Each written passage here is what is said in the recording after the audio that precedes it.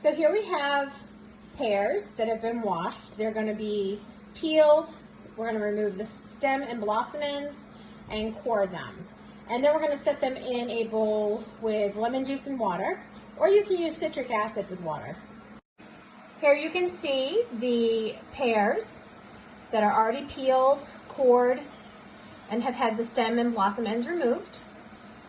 And they are sitting in the citric acid to help prevent oxidization. It's important to stir them because, as you can see, if you don't, you will get some that still turn brown from where they float to the top.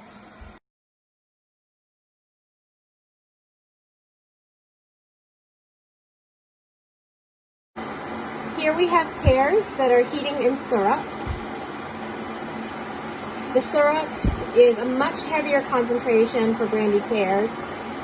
You use 6 cups of sugar to 4 cups of water, and then once this is heated all the way through, then you put your pears in to basically heat through, and it will help flavor the syrup. And then once that's done, we'll put the hot pears out of the pot and set them aside. We'll add 3 cups of brandy to the syrup and shut it off and remove it from heat.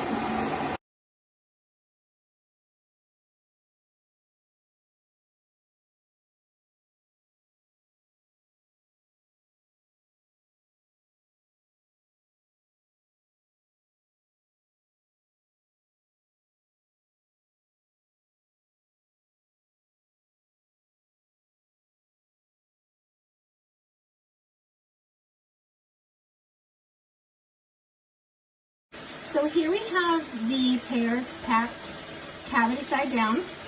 I've already added the cherries.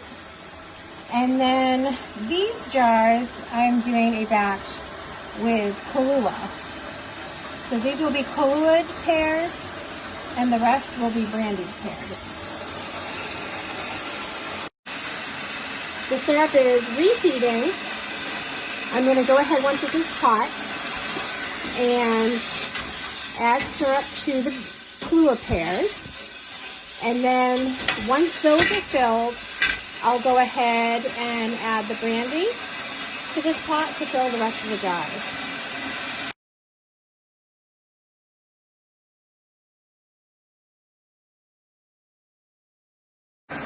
So now we're just going to let this syrup boil until it gets thick, and then we will add our brandy.